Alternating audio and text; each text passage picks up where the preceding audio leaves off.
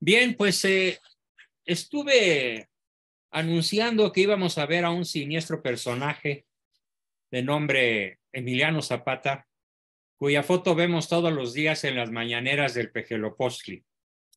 Sin embargo, al estudiar el caso, me encontré con los siguientes datos, que en cierta forma Emiliano Zapata es una especie de clon, un poquito menor, es un monstruo un poquito menor que el monstruoso Pancho Villa que ya vimos.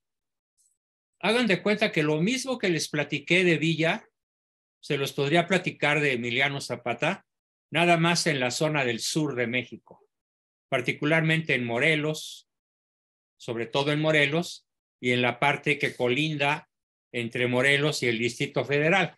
De hecho, se dio el caso de que muchos miles de capitalinos, cuando supieron que Emiliano Zapata estaba en Coajimalpa y por ahí en lo que ahora sería los principios de la autopista Cuernavaca, huyeron de la ciudad por el miedo al Centauro del Sur o al Atila del Sur.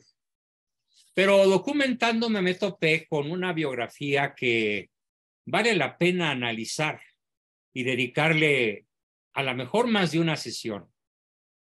Y me refiero a la formidable figura, y por formidable no quiero decir excelente o buena, sino temible, aterradora figura de Plutarco Elías Calles, el máximo perseguidor de la Iglesia que haya dado la masonería en México. Pero además de que por sí mismo es una figura histórica digna de un análisis detallado, resulta que al irme refrescando la memoria de lo que yo ya había aprendido con mi padre en la editorial Yus, siendo yo corrector de ahí, y analizado muchas biografías de diferentes personajes, entre otras la de Plutarco Elías Calles, pues lo refresqué y decidí dedicarle un ciclo a este siniestro personaje. Pero me van a preguntar, ¿y por qué? Bueno, pues porque las coincidencias entre él y el actual son verdaderamente aterradoras. Ustedes las van a ir descubriendo conforme vaya avanzando. Y luego las dudas, comentarios, aportaciones que quieran hacer, pues ya saben que siempre hay manera de hacerlo. ¿Quién fue este señor? Plutarco Elías Calles. Bueno, voy a dar un antecedente. El antecedente es que terminada la fase armada de la Revolución Mexicana, o como yo la nombro, de la revolución anti-mexicana, vino la tarea de reorganizar y consolidar el nuevo Estado emanado del movimiento revolucionario. Lejos estaban de verse solucionados los problemas que aquejaban a la sociedad. Apenas unos años después de concluida la lucha armada, el país se vería de nuevo envuelto en las llamas de la violencia. ¿Cuál fue la causa en esta ocasión? La religión, la fe de millones de personas. En otras palabras, Cristo. En 1923 comenzó la construcción por parte de los católicos mexicanos, que en aquella época sí eran católicos, sí eran mayoría y sí eran militantes. Comenzó la construcción de un enorme monumento dedicado a Cristo Rey en el Cerro del Cubilete, Guanajuato. Monumento que hoy podemos contemplar y en el cual existe una iglesia a la cual podemos asistir. Y podemos subir a pie o en auto. Vale la pena, es uno de los lugares más emblemáticos de lo que es el México católico.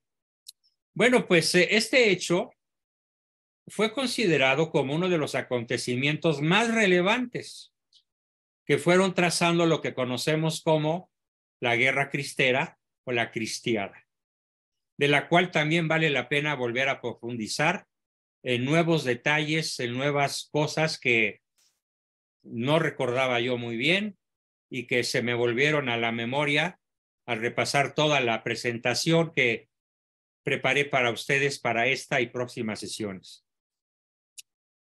En ese momento todo era algarabía entre los fervientes católicos que asistían a tan importante evento.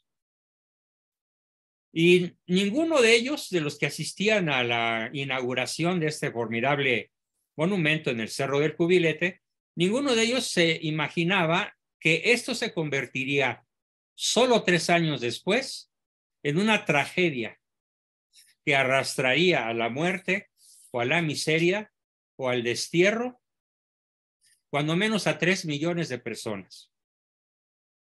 1 millón de muertos, 1,5 millones de desterrados y 500,000 de desaparecidos. Y esa tragedia que arrastraría a esos millones de personas durante 3 sangrientos años. ¿Pero por qué? Contextualicemos. Es preciso recordar que los problemas entre la Iglesia Católica y el Estado antimexicano, que hasta la fecha está vigente, no surgieron de la noche a la mañana, sino que venían desde tiempo atrás, desde mediados del siglo XIX, cuando leyes como la de la nacionalización de los bienes del clero, firmada por Juárez, tocaron directamente el corazón y la operatividad de la Iglesia. Hay que aclarar que Juárez no quiso hacer justicia. Juárez quiso paralizar a la Iglesia. Bueno, y ya sabemos, y lo he dicho y lo repito, que a pesar de que el dinero es el último de los valores, porque el dinero es un valor, por supuesto, es el último de los valores y es el primero de los medios. ¿Por qué? Pues porque con dinero baila el perro y chilla la manteca y hay para echarle gasolina al autito o pienso al caballo o a las mulas que jalan la carreta que en aquella época se usaba para evangelizar. El chiste era que Juárez quería empobrecer a la Iglesia para quedarse con sus cuantiosos bienes, centenares de toneladas de plata y oro, principalmente plata, de su inmensa riqueza en bienes raíces, que casi toda fue destruida o repartida entre los capitostes que gobernaron junto con Juárez, masones todos ellos, para paralizarla y hacerle imposible la labor de evangelización. Fue una herida tan profunda en la operatividad de la Iglesia que se recuperó un poquito en la época de Porfirio Díaz. Y podemos decir que el último estadista mexicano pro México fue Porfirio Díaz. No ha habido otro presidente pro México después de él. Ninguno. Bueno, pues así las cosas con las leyes del siglo XIX. Más tarde, en 1917, dando seguimiento, por así decirlo, a las leyes de reforma, a las leyes de Juárez, se promulgó la Constitución el 5 de febrero de 1917. Constitución a la cual mi señor padre, gran historiador él, y parece que, como dice el dicho, en boca propia el piropo es una indignidad, pues no, honor a quien honor merece. No conozco ningún otro historiador, tal vez excepto Vasconcelos, que tenga el nivel de claridad, de profundidad y de documentación que tuvo en vida mi padre, don Salvador Abascal Infante, el mexicano que desafió a la revolución. A eso se dedicó durante toda su vida, a desafiar a la masonería. Que le costó un ojo y la mitad del otro, pues sí, pero cuando menos pudo educar a 11 hijos como soldados de Cristo. Bueno, pues cuando se promulga esta constitución destructora de la nación, el clero, la iglesia, con absoluto sentido del derecho y del deber ser, se manifestó abiertamente en contra de los artículos 3º, 5º, 24, 27 y 130 de ADN masónico. Después, durante la presidencia del general Álvaro Obregón, las relaciones entre la jerarquía católica y el gobierno llegaron a un punto de franca tensión, aunque por el momento no había todavía un enfrentamiento directo. En ese tenor, la Iglesia apoyó la creación de la Asociación Católica de la Juventud Mexicana, la famosísima ACJM, que por desgracia desapareció. Hoy, la juventud mexicana no está organizada en ningún sentido y muchísimo menos como católica. Sus militantes demostraron ser muy reacios a obedecer al régimen obregonista. ¿Por qué? Pues porque el régimen obregonista de Álvaro Obregón era un régimen persecutorio. Pero las cosas siguieron agravándose. ¿Por qué? Porque a la llegada del general Plutarco Elías Calles a la presidencia, en materia educativa, promovió la escuela racionalista. Igual que en la Revolución Francesa, el culto a la diosa razón. Pero la razón sin Dios es soberbia. Y la fe sin razón es fanatismo. Pues él promovió la educación racionalista y la aplicación de los conocimientos de tal modo que con muy escasos recursos, Plutarco Elías Calles multiplicó las escuelas técnicas y rurales en las que se aprendía haciendo, así como multiplicó las bibliotecas, pero generalmente con libros de inspiración comunista. Además, separó la educación secundaria de la prepa. Y en el campo, Plutarco Elías Calles, con la ayuda de los campesinos que edificaban y dotaban de mobiliario a las aulas, la escuela se convirtió en el centro de adoctrinamiento comunista para todo México, bajo la presidencia de Plutarco Elías Calles. Estableció en la capital de la República la Casa del Estudiante indígena, la Casa del Estudiante agrario. Y vean la parrafada que se avienta don Plutarco, hablando de la educación. Y comparen lo que voy a decir a continuación con lo que está haciendo hoy la Secretaría de Educación Pública. Tema en el cual tendremos que profundizar. Dice Plutarco: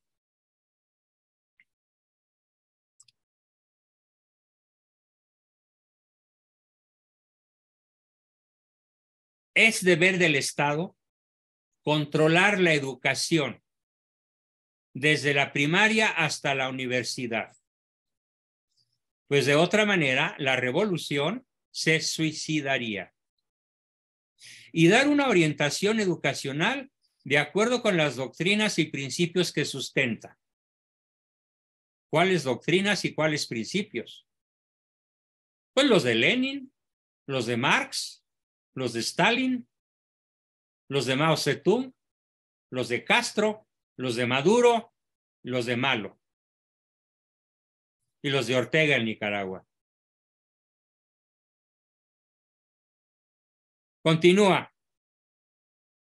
Necesitamos instalar con toda la fuerza del poder del Estado una educación nacionalista, laica, léase atea, republicana y solidaria, propia de un maestro, se refiere a él, que llegó a la presidencia de la República. Sí, en efecto, él estudió en alguna escuela normal para ser maestro de brocha gorda. No me atrevo a nombrarlo maestro, aunque su diploma diga así. Es un simple maestro,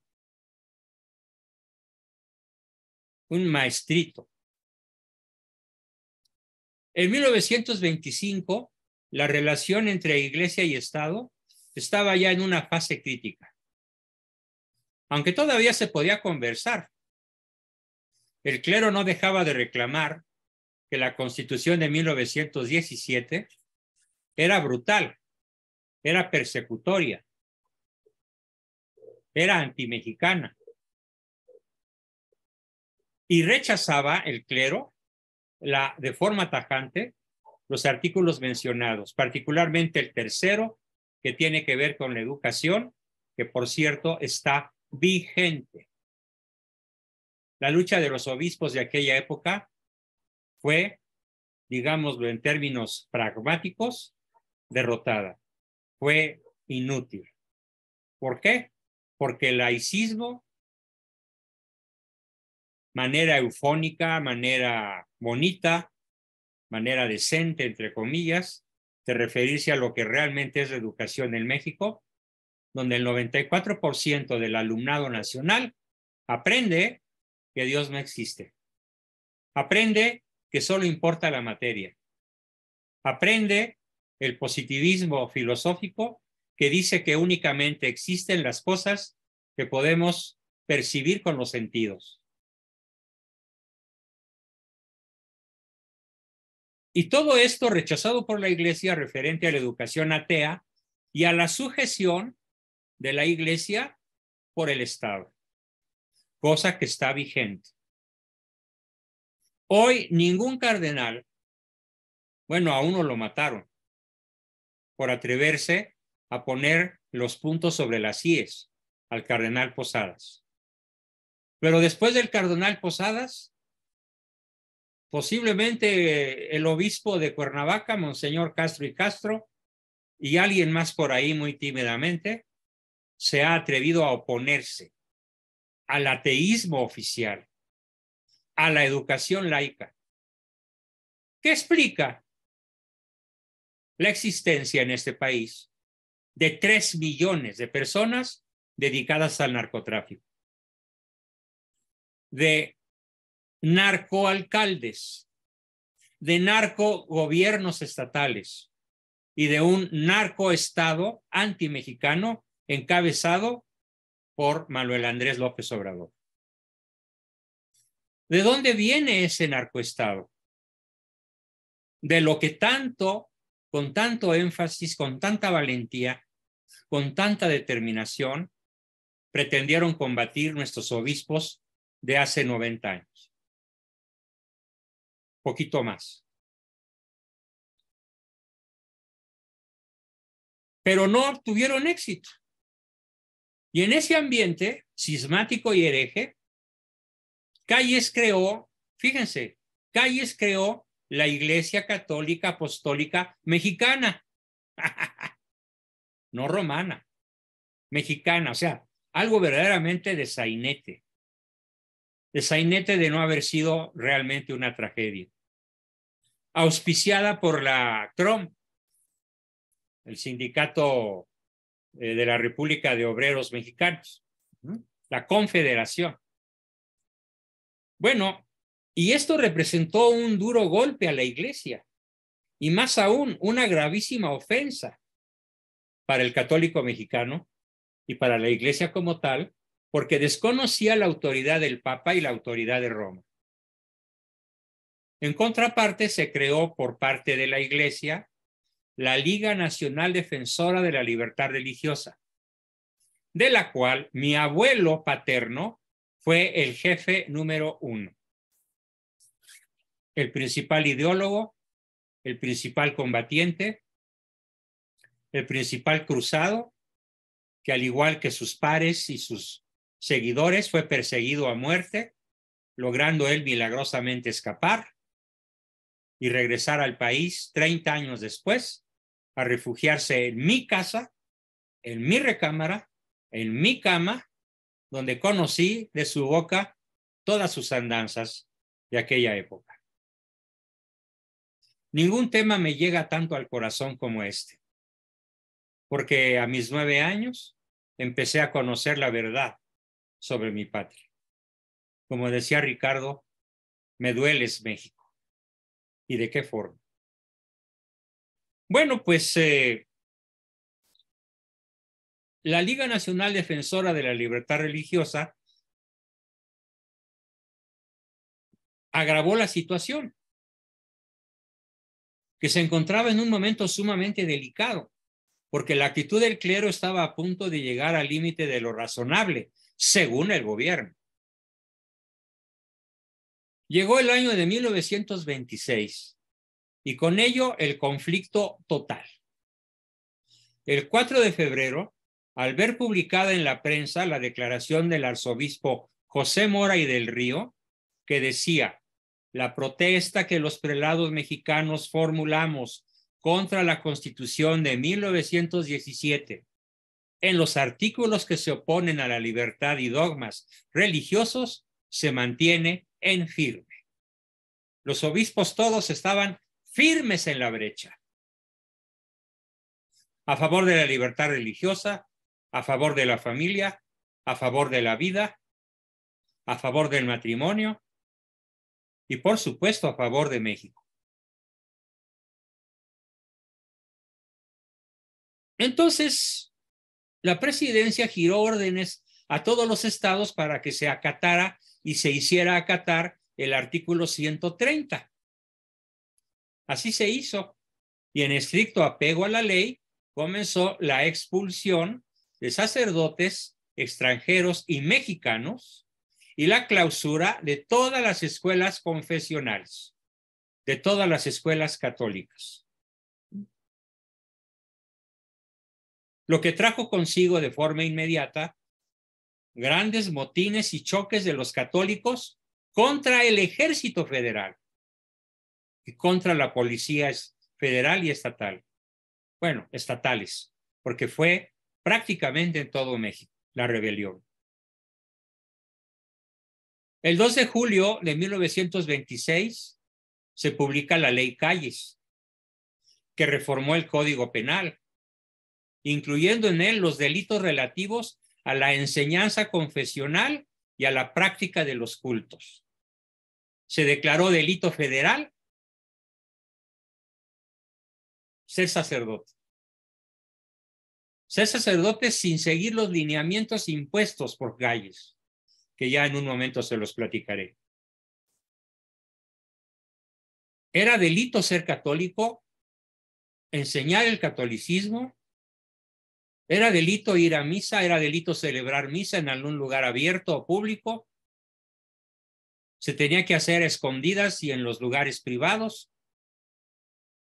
y con tremendas limitaciones y siempre el riesgo de ser fusilados. Como respuesta, los líderes encabezados por mi abuelo, los líderes de la Liga Nacional Defensora de la Libertad Religiosa, organizó un poderoso boicot económico. La gente dejó de comprar y causó serios daños a la economía del país porque dejaron de cobrarse impuestos por cantidades megamillonarias. Y dio las primeras muestras de lo que los católicos estaban dispuestos a hacer para defenderse de la Ley Calles. Porque para ellos, lógicamente, la actitud del gobierno era simple y llanamente tiránica.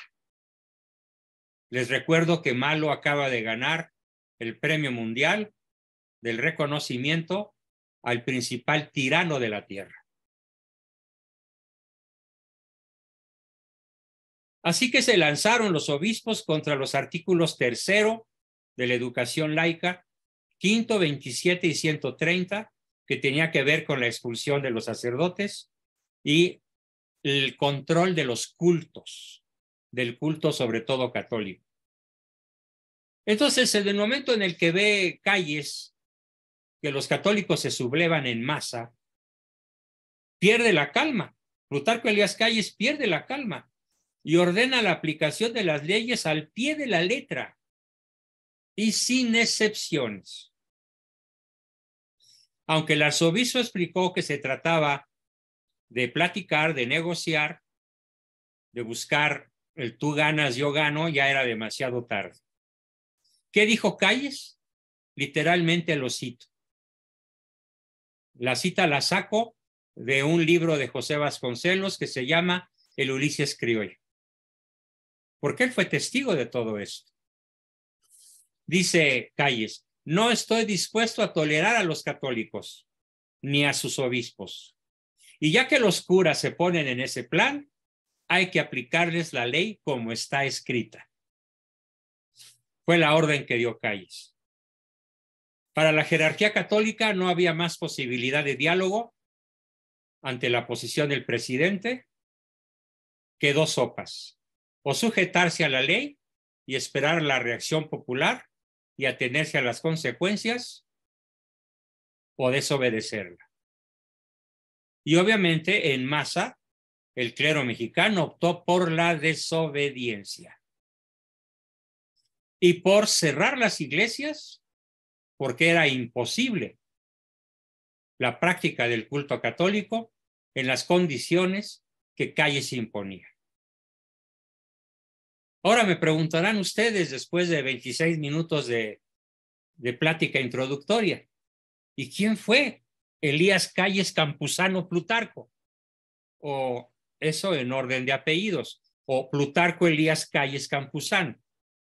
¿Quién fue este, llamémosle con una palabra bonita, este tirano, este monstruo, este perseguidor furibundo?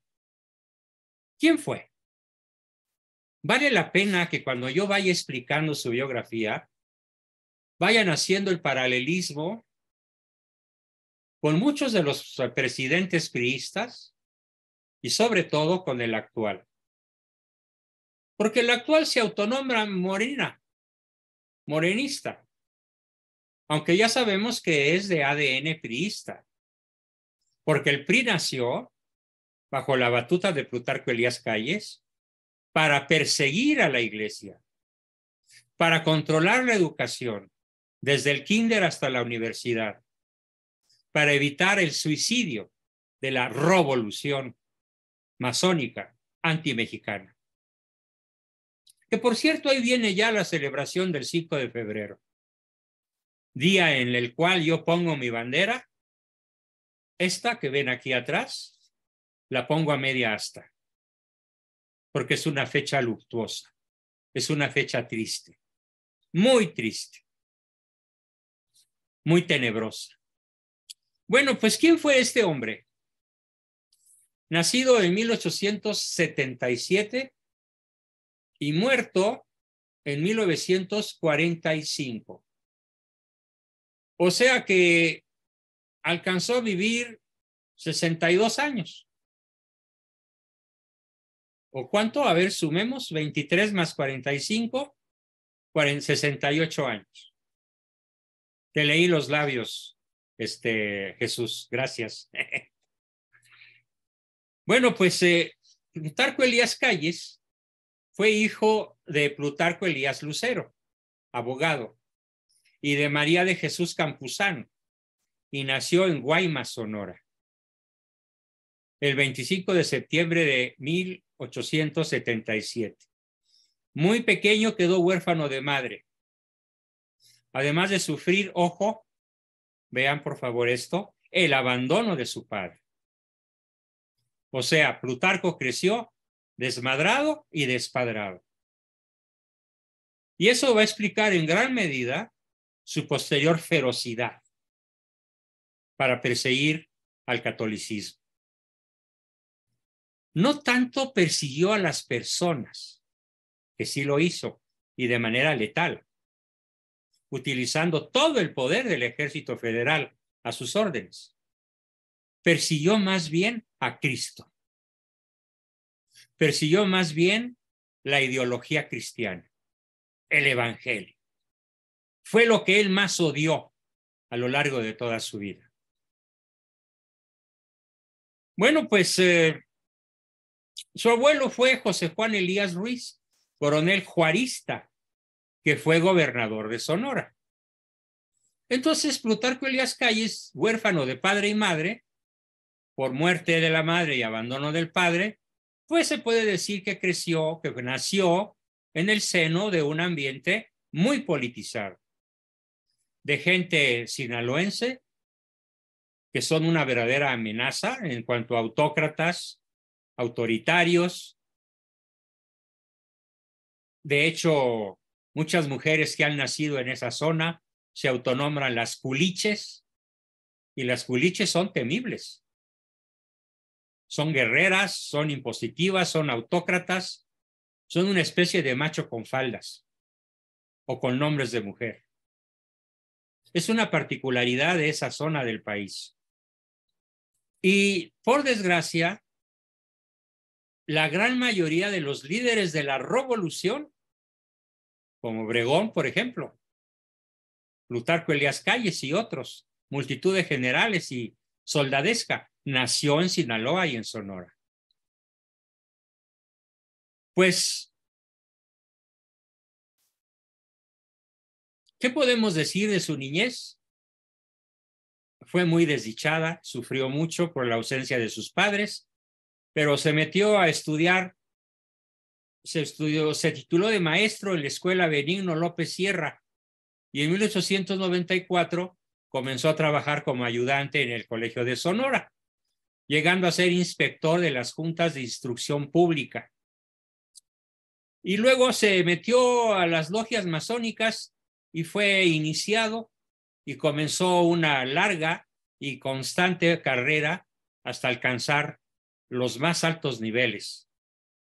Príncipe del Arco Real, grado 33. Pero aparte, pues llegó el momento en el cual ingresó a las actividades políticas en un club masón llamado el Club Verde, que era un grupo opositor al gobernador de Sonora que se llamaba Rafael Izábal. Y ahí conoció a otro masón muy famoso, Manuel M. Diegues, y a otro masón muy poderoso, Esteban Vaca Calderón.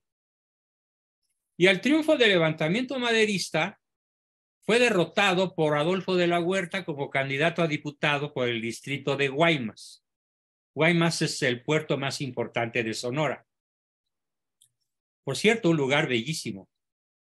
Pero el nuevo gobernador de Sonora, José María Maytorena, otro masón, lo designó comisario de policía de Agua Prieta. Y en ese cargo combatió eficazmente a las fuerzas del general Pascual Orozco, otro revolucionario tipo Zapata y tipo Pancho Villa, aunque no tan famoso ni tan cruel, Pascual Orozco, a pesar de que sus enemigos pidieron su remoción al gobernador. Pero luego recuerden que en la revolución antimexicana, lo común, lo cotidiano, lo muy frecuente era que unos se mataran con otros. Fue una sucesión brutal de asesinatos, de ascensos al poder, de caídas del poder, principalmente nunca por muerte natural, siempre de manera violenta.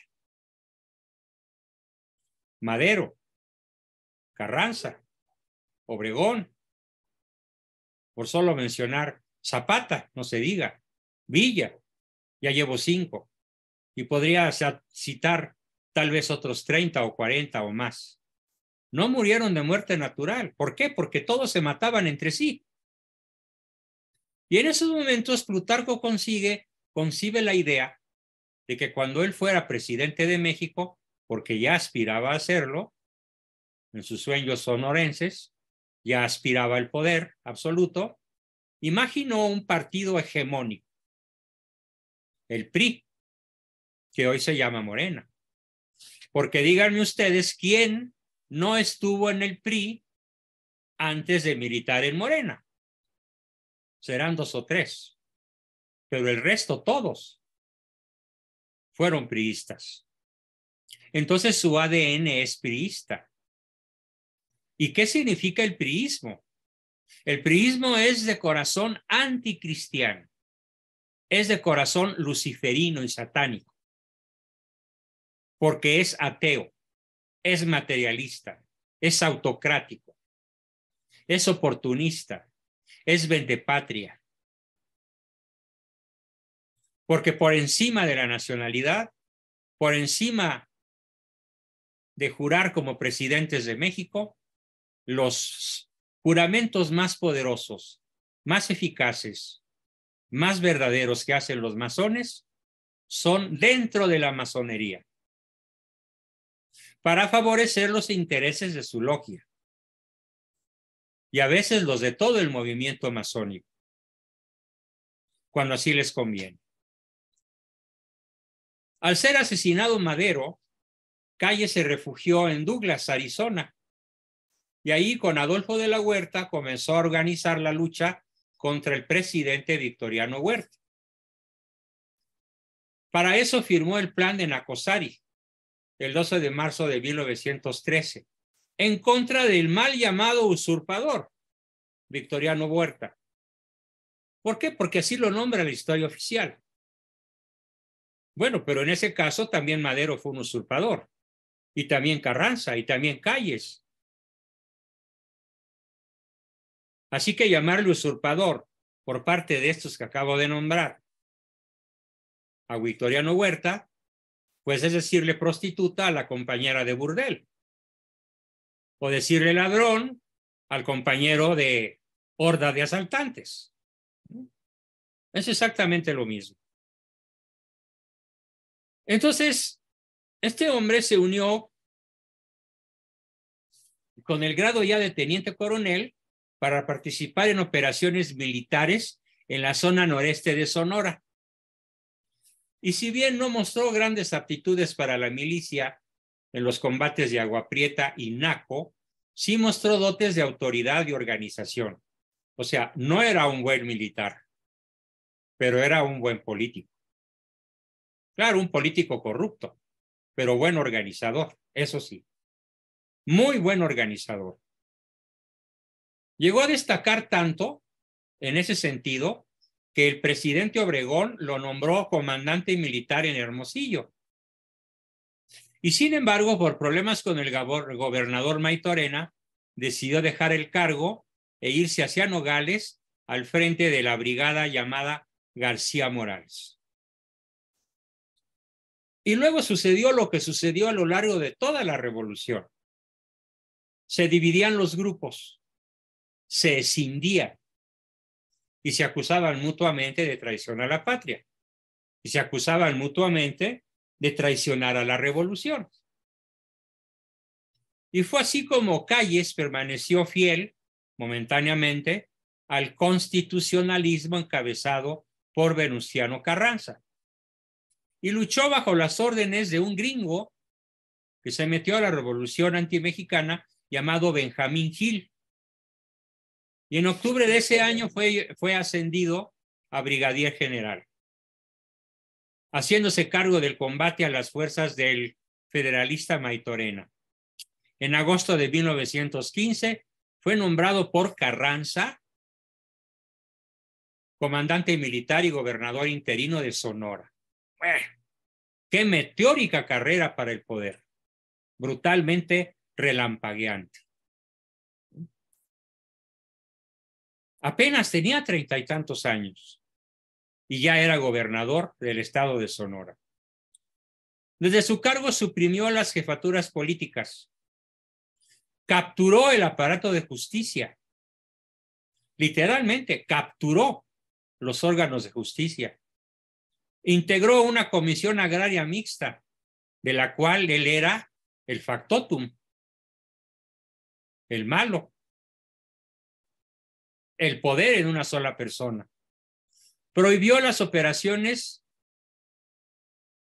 financieras que no estuvieran supervisadas por él.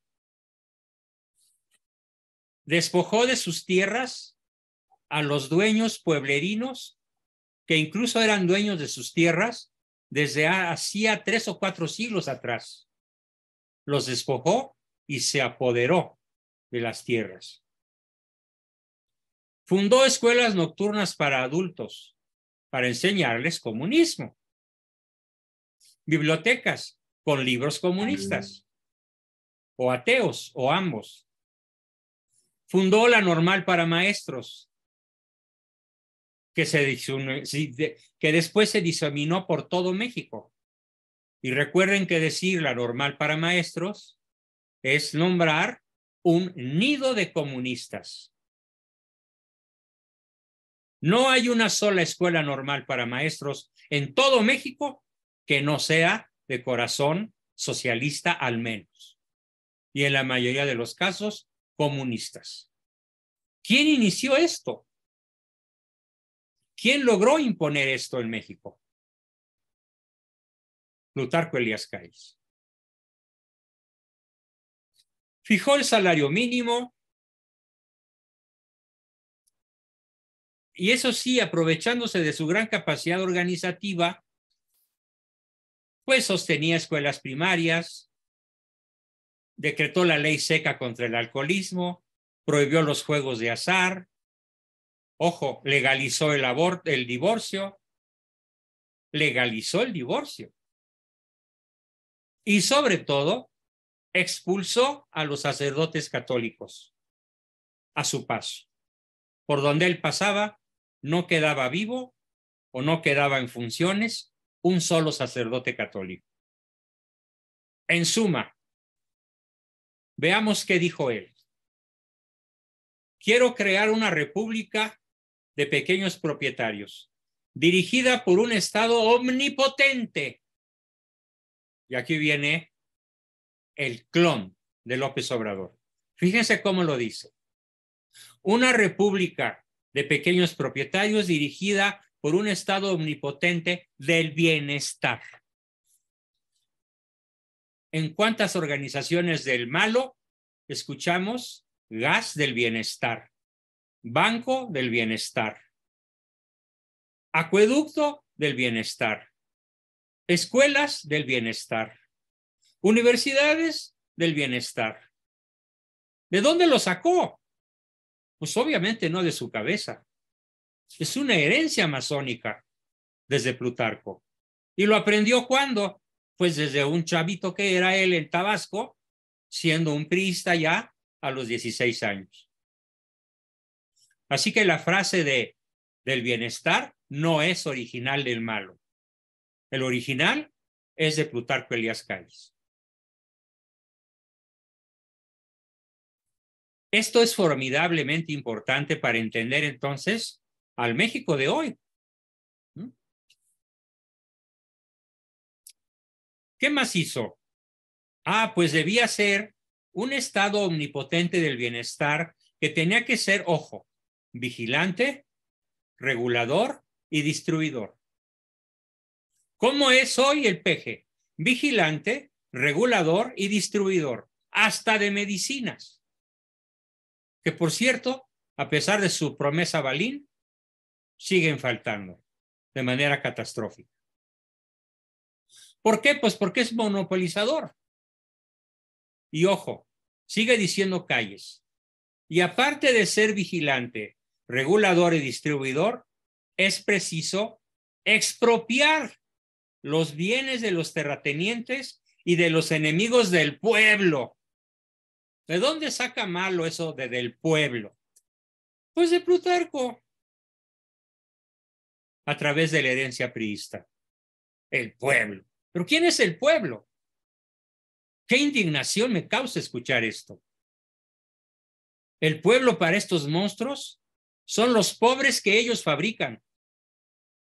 No somos la clase media, mucho menos la clase empresarial. Y sigue diciendo, creador de la riqueza nacional. Quiero una república ilustrada cuyo programa, ojo, ¿qué quiere decir una república ilustrada? Pues en el sentido de lo que ocurre un par de siglos antes con la Ilustración, que da origen a la Revolución Francesa y a la destrucción del altar, de la familia y de la patria. Una república ilustrada, cuyo programa sintetiza maravillosamente con el lema final, tierra y libros para todos. ¿Pero qué clase de libros?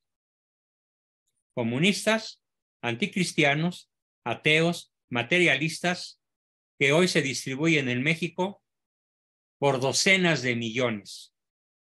Y son los libros de texto gratuitos, que ni son gratuitos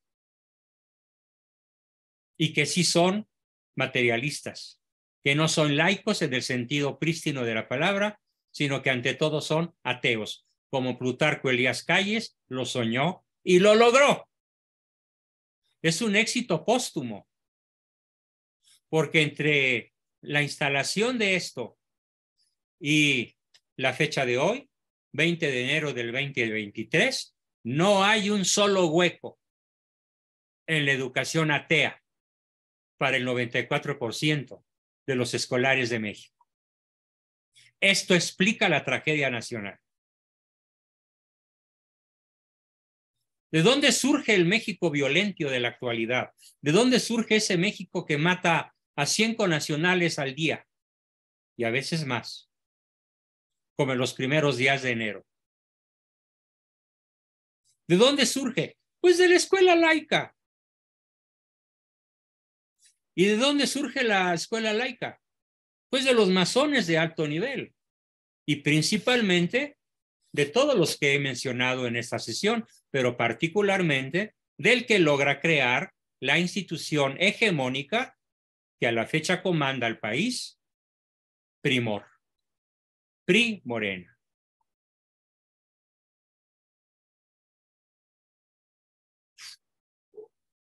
Entrega la gobernatura de Sonora a Adolfo de la Huerta en mayo de 1916, y aunque permaneció como comandante militar, aquí viene una de las páginas más brutales de este general. Se dedicó a asesinar a los indígenas yaquis del estado de Sonora. Se calcula que más de 100,000 indígenas yaquis fueron masacrados por las tropas de Plutarco Elías Calles. ¿Por qué? ¿Por qué persiguió a los yaquis? Porque se habían negado a seguir los lineamientos de la revolución que él trató de imponer en el estado del que llegó a ser gobernador. Pero los yaquis habían sido cristianizados y los yaquis tenían sus propias costumbres y son una raza noble, alta, poderosa, físicamente atléticos, independientes, grandes sembradores, grandes agricultores, y por fortuna todavía quedan bastantes en esa zona del país. Curiosamente, también otro que mató yaquis a diestra y siniestra, pues fue Benito Juárez, porque se topó con el mismo problema que se toparía después, décadas después, Plutarco Elías Calles. Y siendo gobernador de Sonora ya en 1917, promulga una nueva constitución para su estado, independiente de la constitución que pretendía regir desde el 5 de febrero. Eso se los platico para que tengan ustedes una idea del nivel de prepotencia, del nivel de autoritarismo que alcanzó este siniestro personaje. Crear su propia constitución. Y asimismo promovió, sin éxito, en Sonora, una iglesia mexicana para competir contra la católica a través de un sacerdote renegado que se llamó Ernesto Llano. 2 años después fue llamado por el presidente Carranza para que se integrara al gabinete como secretario de Industria y Comercio, ya en el primer círculo. Y desde ese puesto enfrentó la resistencia de los industriales que no querían la sindicalización. Los industriales, con toda la razón, no querían un México de sindicatos, porque en aquella época decir sindicato era sinónimo de decir leninista, marxista, comunista, al peor de los estilos. Pero Calles los reprimió de la manera más brutal, con secuestros, con asesinatos, con extorsiones.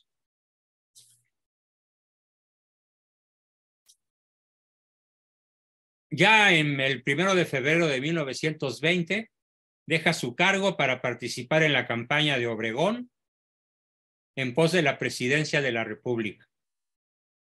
Y cuando Carranza intentó imponer a Ignacio Bonillas, provocó una gran inconformidad entre los jefes sonorenses y estos se lanzaron a la rebelión, levantando la bandera con el Plan de Agua Prieta, Sonora.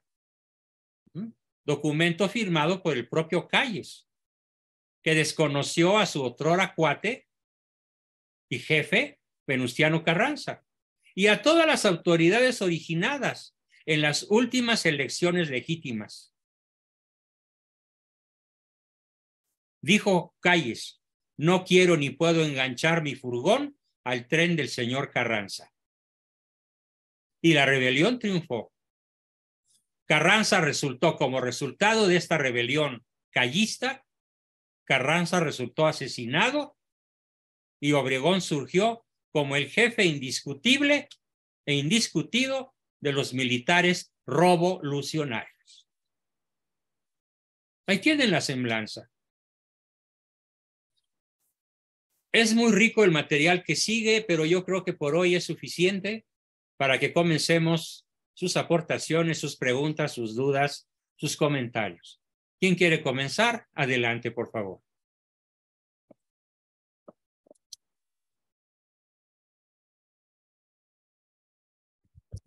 Pues totalmente un clon, López Obrador de Plutarco Elías Calles, y hasta más peligroso, ¿no? Este Porque es más está destruyendo peligroso. todas las instituciones, está destruyendo todas las instituciones autónomas y defensoras de la dignidad de la persona.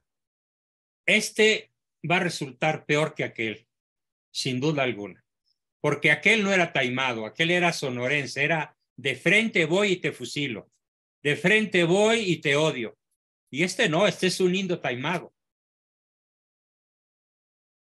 Con todo respeto para los indios.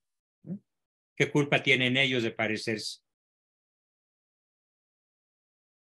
Ciertísimo, es un clon destructor de todo lo que encuentra a su paso. Y obviamente de la más rancia escuela priista. Ahí lo aprendió. Bien, gracias por tu comentario, Jorge.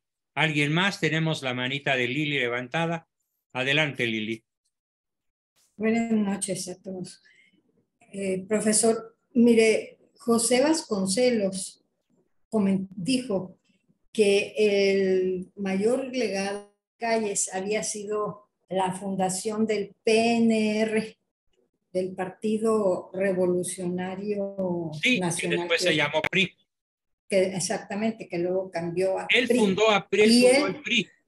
Sí. Y precisamente el primer fraude que cometió ese partido fue contra José Vasconcelos.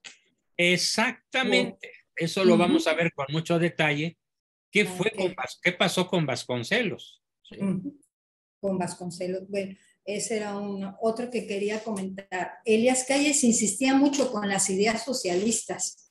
Así pero es. Para los demás, porque para él y su familia, para nada. Ah, no, claro, claro. Él era de una hacienda en Nuevo León.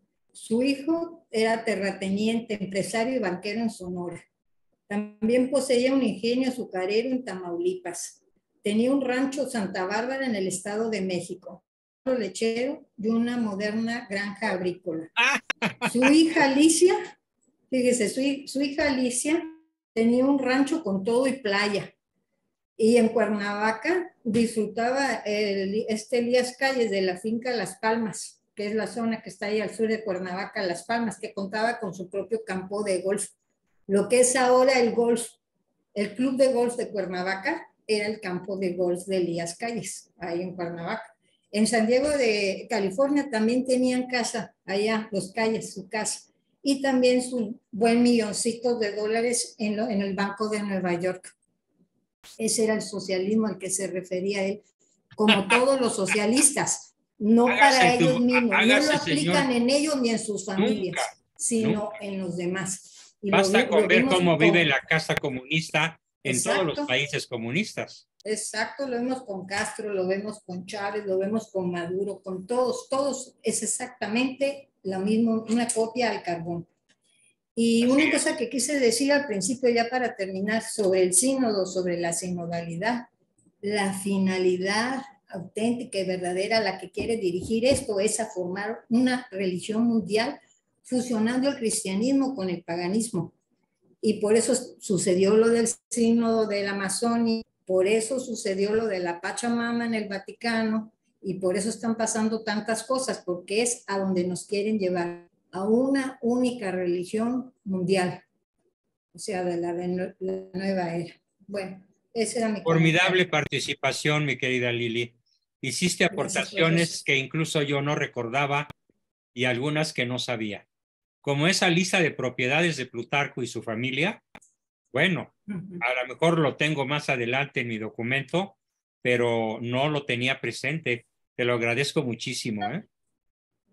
Gracias. Muy bien, Lili. Tenemos a Ricardo. Adelante, Richard. Aquí hay Bueno, dos espérame, detalles. dame un minuto.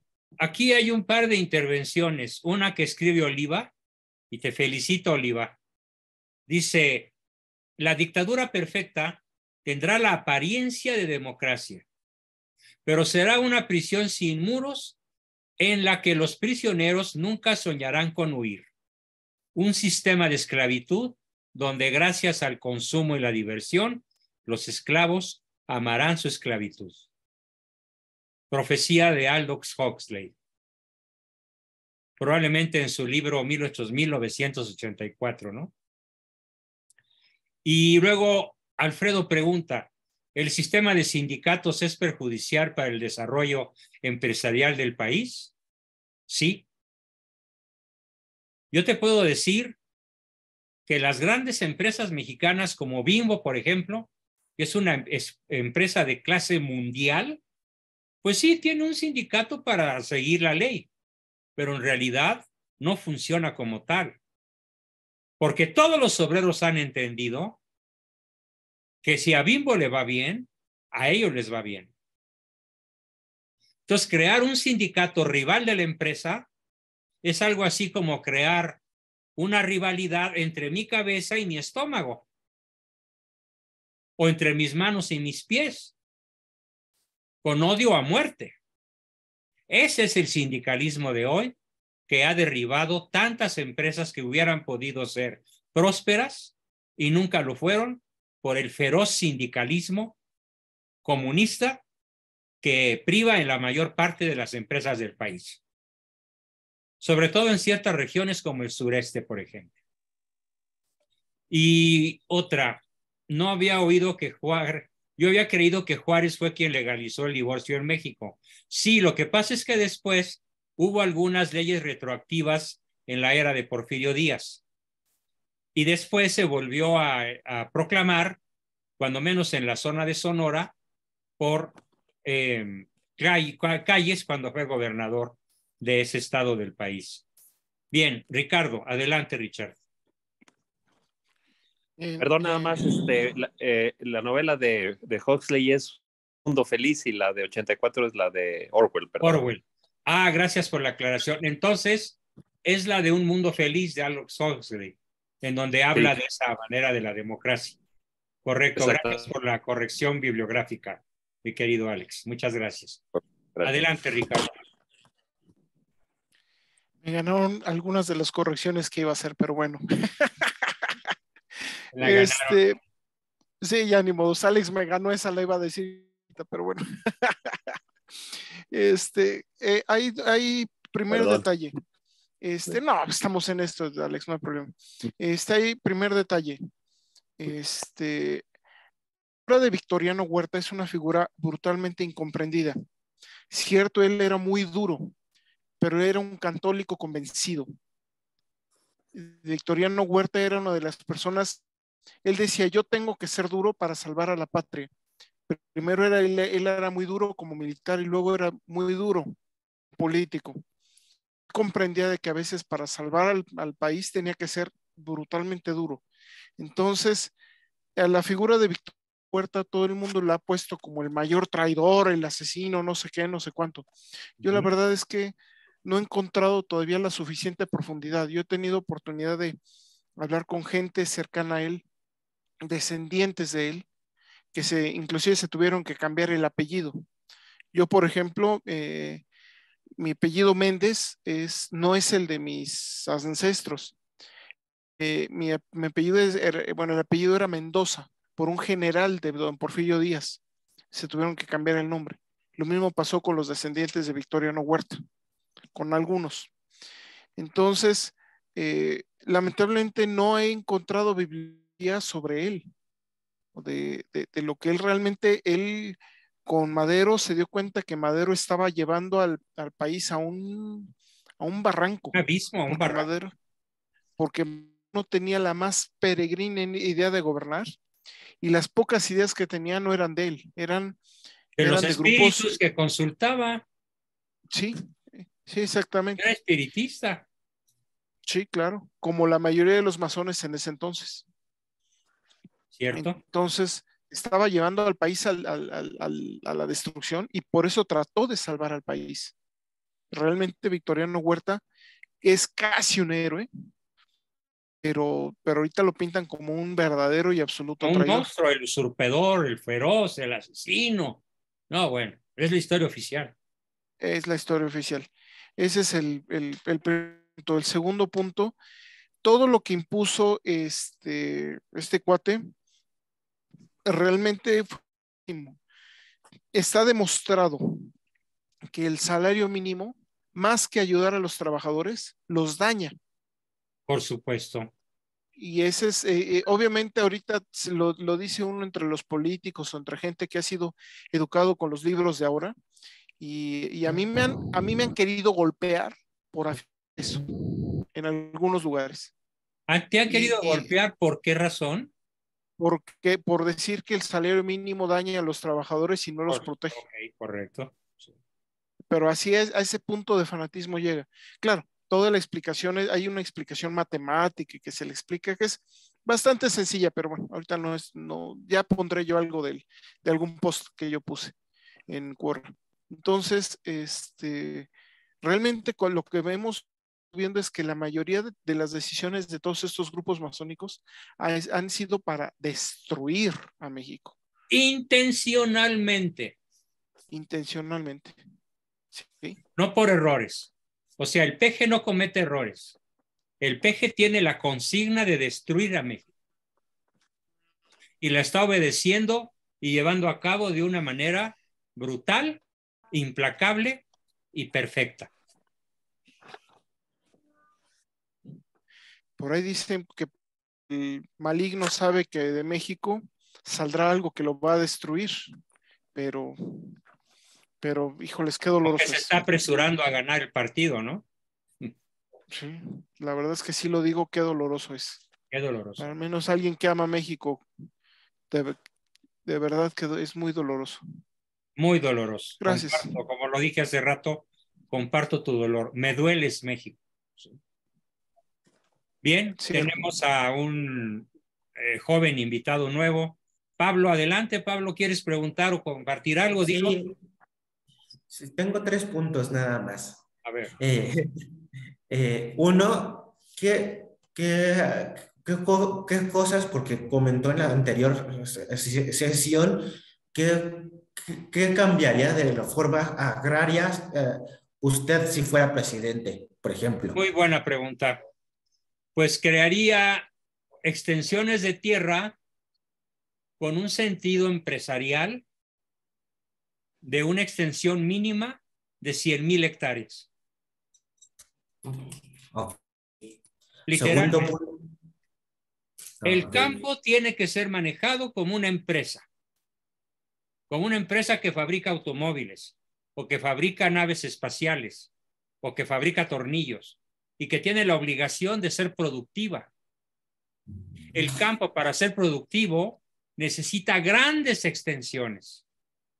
No necesita parcelitas de 5 hectáreas, por favor, que fue lo que se dedicó a hacer durante 60 años la Secretaría de la Reforma Agraria, a repartir a México en varios pisos. Y hoy México ya perdió su autosuficiencia en granos. Okay. Eso es en contestación a tu primer pregunta. La segunda. La segunda es que en Dinamarca es un país con mayoría ateos, que tiene, la pregunta es, ¿qué tiene de diferente? Porque se supone que es el país más feliz del mundo y nosotros es el más educado, a diferencia con la educación de México aquí. Estás mal. ¿Cómo que somos el más educado? No, al revés. Al revés. Dinamarca es el más educado. Ajá. Sí, en ciencia y tecnología no lo dudo. Y en buenos modales. Pero eso no conduce más que a la pérdida del alma al final de su vida. Y Dios les concede, en cierta forma, Dios les concede la felicidad terrena porque van a perder la eterna por su propio gusto. Porque de nada le sirve al hombre ganar el mundo si pierde su alma. Entonces, el habitante de Dinamarca promedio o típico es un ateo que tiene una enorme prosperidad económica, grandes beneficios sociales, financieros, empresariales, laborales, médicos, en salud, pero que perderá su alma al morir. ¿De qué le sirve? ¿De qué le sirve? De nada. Profesor, y es el que tiene una de las tasas más altas de suicidio, Dinamarca. Además, no hay felicidad como no se hay cree. felicidad. Eso es propaganda. Bien. Profesor, perdón. ¿Sobre este punto? Sí, hay algo específico. Hay algo que ha sucedido con muchos ahorita, sobre todo grupos ateos, hablan, miren Holanda y Dinamarca que son tan ateas y viven tan pacíficamente, etcétera, etcétera. Lo que sucede es que entre esas poblaciones surge algo que es peor que la violencia, que es el absoluto indiferentismo. Literalmente a mí me vale queso lo que tú hagas, para bien o para mal. Y a ti te vale queso lo que yo haga. Y a mí me vale queso cómo estés, lo que pienses, no me importa si te estás cayendo a pedazos, no me importa. Supongo no me que importa el queso nada. al que te refieres es el queso que traes entre los pies y no es queso gruyere. Simple y Por eso sencillamente. te vale queso, ¿no? Sí. Sí, o sea, simplemente me importa un soberano comino. Sí, claro. Y eso está demostrado que destruye a la sociedad. Simple y sencillamente deja de haber sociedad. Hay una comunidad en donde viven juntos por comodidad, pero ya no hay una comunidad. Y el gran detalle es que en caso de desastres, en caso de situaciones así, ya no se ayudan. O se ayudan solamente lo indispensable para sobrevivir ellos. No, o el Estado tiene que intervenir. Sí, pero se vuelve entonces una sociedad que ya le importa totalmente la situación del otro. Así es. ¿De acuerdo? Esa es una. Dos. Eso de que viven muy bien, etcétera, etcétera, realmente solamente se basa en la parte estrictamente material. En la parte humana y en la parte espiritual, cada vez van muriendo más. Y eso empieza a reflejar con la muerte propia de la sociedad. Y ahorita quizá no se note, pero más bien empieza a notar que esas sociedades están decayendo y decayendo muy rápido. Ya no tienen capacidad. Holanda y Dinamarca están sobreviviendo gracias a los campesinos, que los campesinos todavía hay algo de fe. Pero en la ciudad está decayendo. ¿Cuántos hijos tienen esas sociedades? Ninguno. La pirámide poblacional está invertida. O sea, en 20 años esas sociedades van a dejar de existir. Se están autoconsumiendo, haciendo una autofagia impresionante. Simplemente, es más, ve Holanda. ¿Cuántos hijos por pareja? ¿Cuántos hijos hay? Menos. Bueno, estoy confundiendo con Alemania. Alemania es 1.1 y Holanda es 0.8. No, ya es. A ver, voy a silenciar al grupo, porque yo no sé de dónde hay tanto ruido. Adelante, Richard. Ahora sí, entonces son sociedades que se están destruyendo en confort, comodidad. En pocas palabras, para ellos es más importante mi comodidad que el continuar con la sociedad. Mi comodidad que tu vida. Y la comodidad puramente material. Así ya es. no hay amistad. Ve en Holanda, ve en Dinamarca, porque hay tantos suicidios, porque ya no hay ni siquiera amistad. Hay nada más una forma de, hay medios, se llevan por encima. Entonces, es como los animalitos, el gran problema es que no te dicen qué hay. Sí, literalmente no. El ser humano pierde todo sentido de la vida. Ese es el gran problema, que no te lo dicen. Por eso te lo ocultan por completo. Así es. Si te pones a investigar datos, es algo aterrador esa forma de morir, porque literalmente es en medio de algodones, pero la sociedad está muriendo en medio de algodones. Ya no va a existir esas sociedades. Si continúan así, yo espero que Dios las haga reaccionar, pero si esto continúa así, en 30, 40 años esas sociedades ya no existen. Van a ser suplantados por los negros que llegaron de otros lados, y ellos sí siguen todavía con la vitalidad, siguen con espiritual, con problemas, lo que sea, pero siguen con otra cosa. Pero ya no va a ser Holanda y Dinamarca. Va a ser... Probablemente ni Suecia, ni Noruega, Alemania está en riesgo, Francia está en riesgo. Noruega y Finlandia sí todavía tienen algo. Noruega y Finlandia, Suecia no. Se puede decir que toda la Europa del Norte está en riesgo. Y que Finlandia no. Y que por eso Giorgia Meloni se tuvo que poner tan drástica. Sí. Para impedir la inmigración negra. Entonces, sí, exactamente. ¿Qué es lo que sucede? Esas sociedades mueren desde adentro.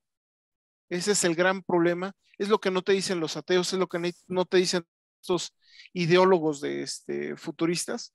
Esas sociedades se autodestruyen, se mueren desde adentro. Bien. Cierro ya. Tercera pregunta. Y la fe que se mantiene es gracias a los emigrantes, sobre todo latinos que llegan ahí de Hispanoamérica. Son los que están manteniendo la fe en esos países, porque ¿cierto? Ya los de ahí ya casi la han perdido. Bueno, yo estuve en Ámsterdam en el 2006. 2006. Estamos hablando de hace 16 años. ¿Y qué creen? Me tocó conocer una mayoría de iglesias que ya no eran iglesias. Eran cines, teatros y cafés y antros para bailar. Iglesias hermosísimas del medioevo europeo o del Renacimiento, convertidas en sitios para el dios Baco o en centros de fumar opio, marihuana, cocaína o lo que sea. Antros para drogarse. Iglesias mayormente dedicadas a eso que al culto. Bien, tu tercera pregunta, Pablo. Prende tu micrófono. La tercera es el que hizo el tren de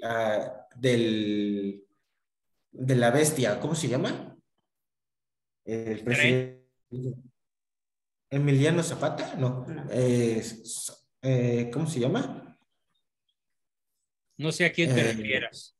El presidente el que hizo varias... Porfirio Díaz, que hizo varias cosas, pero según la CEP lo pintan como un antivillano. Un villano.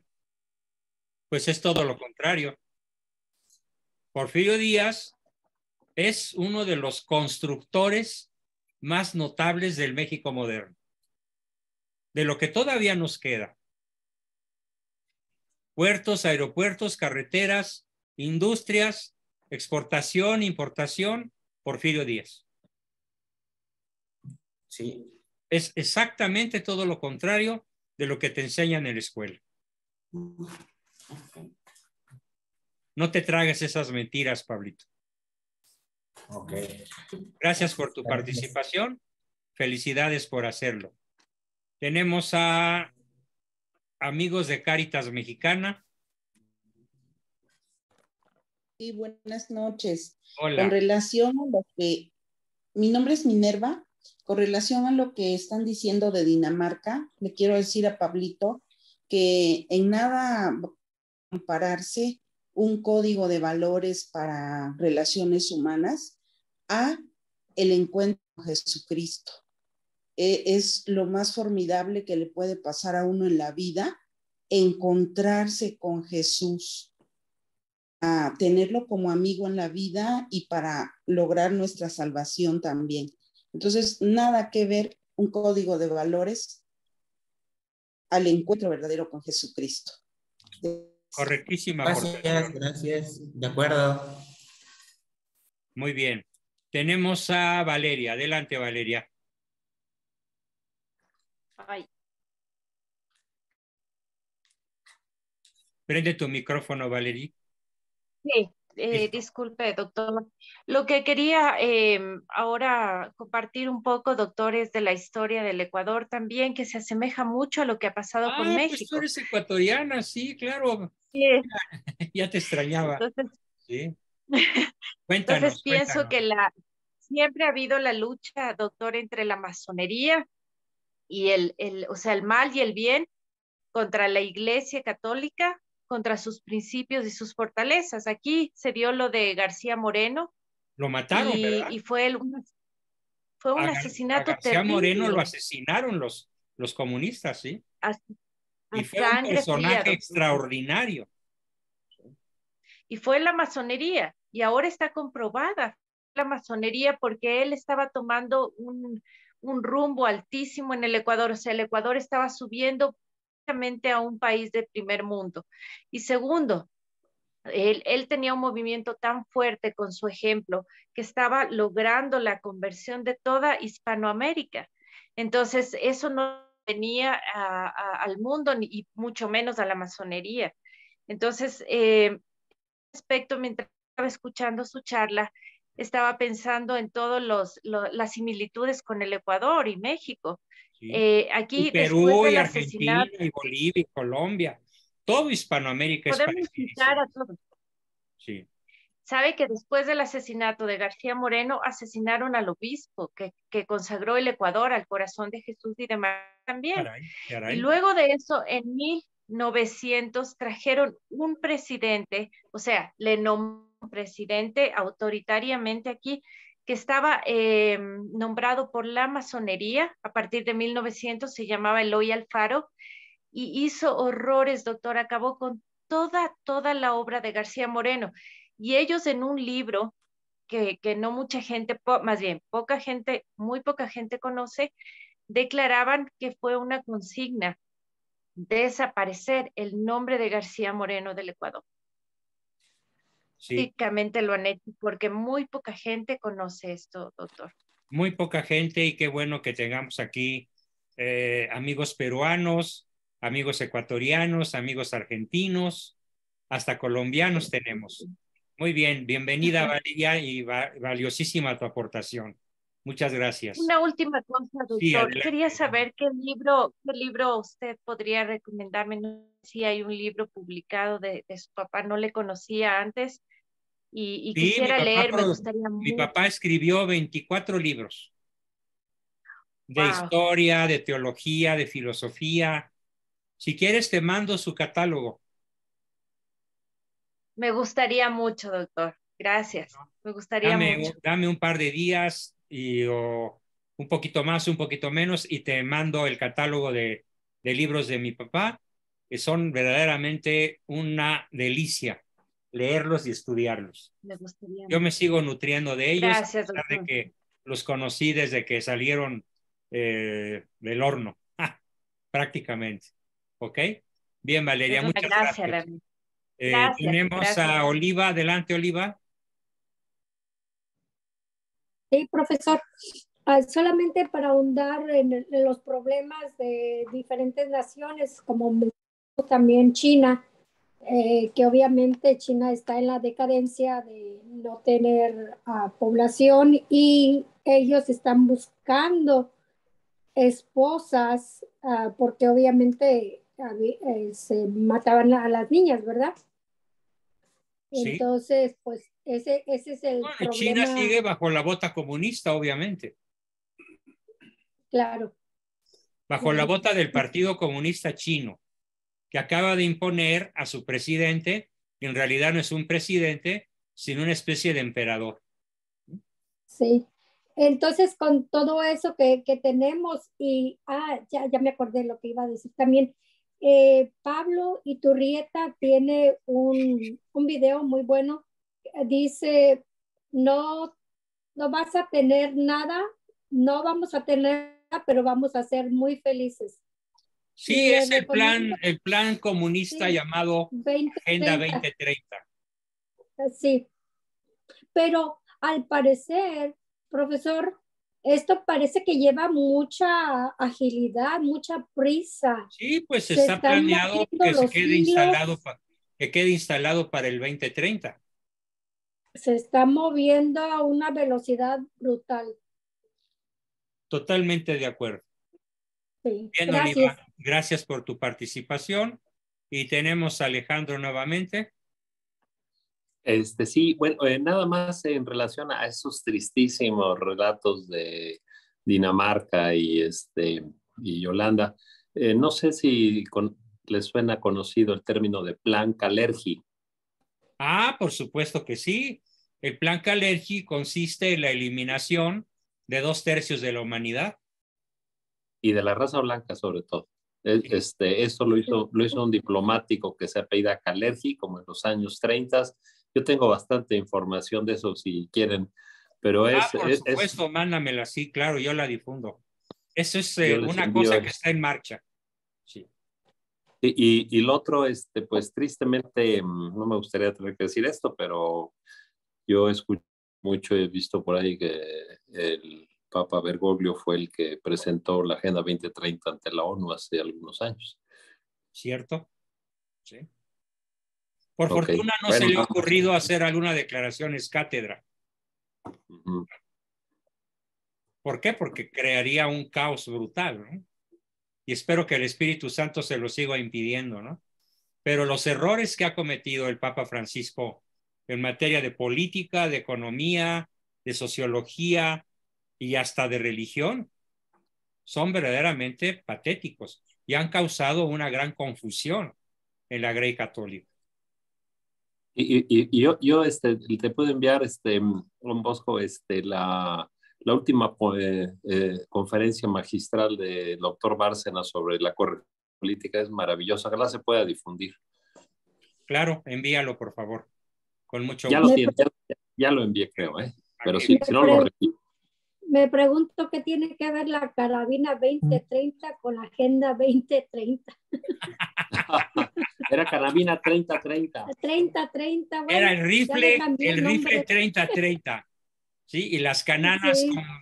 Las cananas, o sea, los cintos que traían cruzados, llenos de balas para las carabinas 3030. ¿Sí? Yeah.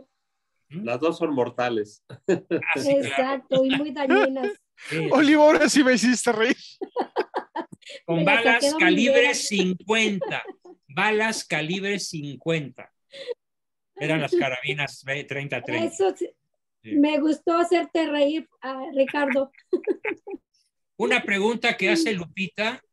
Te pregunta Ricardo a ti directamente, que dónde puede leer sobre la profecía de que México tiene una parte importante para vencer al enemigo. ¿De dónde se puede obtener información? Ahora sí que viene de varios lugares, nada más que pones YouTube, México, destinado a México para que de México va a salir, va a iniciar el triunfo del corazón de María. Y hay cientos de videos, hay que tener cuidado obviamente, pero de los canales de confianza llegan a mencionar las personas que lo han dicho, que no ha sido una, han sido varias. Entonces búscalo en YouTube, que de México saldrá la chispa, o de México se iniciará la victoria del corazón inmaculado de María, o que de México saldrá la chispa que le dará la. Son las dos Es lo que te puedo decir, o sea, digo, yo sí me puedo poner a buscar, pero ahorita estoy un poquito ocupado, si no, sí lo haría. Hace un tiempo, los que me conocen de aquí saben que yo me ponía a buscar las cosas e inmediato les mandaba, pero ahorita sí estoy un poquito ocupado. Muy bien. Buenas noches, doctor. ¿Quién dijo buenas noches? José Carmelo. Ah, hola, José Carmelo. ¿Cómo está, doctor? Buenas noches. Sí, escucharte. sobre la chispa de que va a salir, que aquí va a iniciar el triunfo del corazón inmaculado, lo puede ver con el padre Carlos Spahn. El padre Carlos Spahn. Y pues escribe S-P-A-H. Exacto. S-P-A-N-H. Spahn con una H al final. Sí, es uno de los que lo mencionan, pero no es el único, ¿eh? Sí. No, pero él me parece una fuente muy confiable. Es una persona muy seria. Ojos cerrados y manos en el fuego. Sí, correcto. El padre es ejemplar y es muy culto y muy inteligente y muy bien informado. Y su página oficial es FreeCDIM. Free con I normal, I latina. Free C con Y. DIM. D-I-M. Correcto. Si no mal recuerdo, lo estoy diciendo de memoria, pero creo que así es. Esa es su página oficial. Muy bien. ¿Me la puedes mandar, por favor, José Carmelo? Y yo la difundo. Bien, queridos amigos, pues llegamos al final de nuestra charla de hoy y tengan un maravilloso fin de semana. Aquí está, lo puso Ricardo, freecidim.org. Muy bien. Hay cualquiera que tenga el chat y todos tienen alcance al chat, le puede dar un clic y entrar. Magnífico. Bueno, pues muy buenas noches a todos. Espero escuchar su despedida. Feliz fin de semana y nos vemos el lunes. Muy buenas noches. Buenas noches a todos. Buenas noches. Gracias, profesor. Bendiciones para todos. Que Dios les bendiga a todos. Bendiciones. Feliz fin de semana. De la Santísima Virgen María de Guadalupe. Vivan todos, hermanos. ¡Viva Cristo Rey! ¡Viva Cristo Rey! ¡Viva! Buenas noches. Muy buenas. Adiós.